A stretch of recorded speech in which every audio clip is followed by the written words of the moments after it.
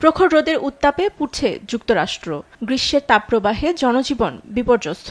কিছুটা স্বস্তি পেতে পার্কে বসে বিশ্রাম নিচ্ছেন কেউ, আবার কেউ ঘুরছেন বৈদ্যুতিক পাখা হাতে। জাতীয় আবহাওয়া বিভাগ জারি করেছে জরুরি সতর্কতা।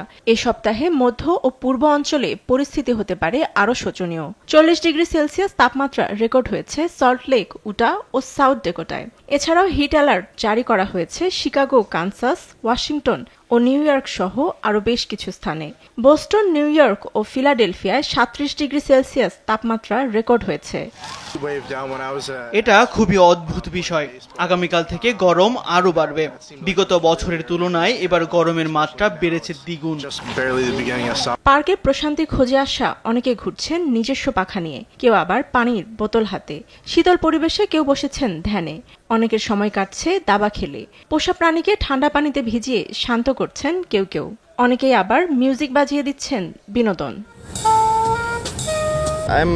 প্রচন্ড গরমে আমরা উদ্বিগ্ন।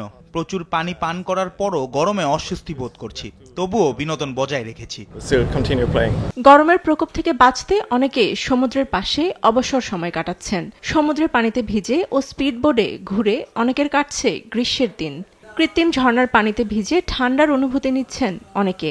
ছোট্ট শিশুরা খেলছে সেই ঝর্ণার পানিতে। ফাতেমা তাসনিম, নিউজ ডেস্ক, দেশ টিভি।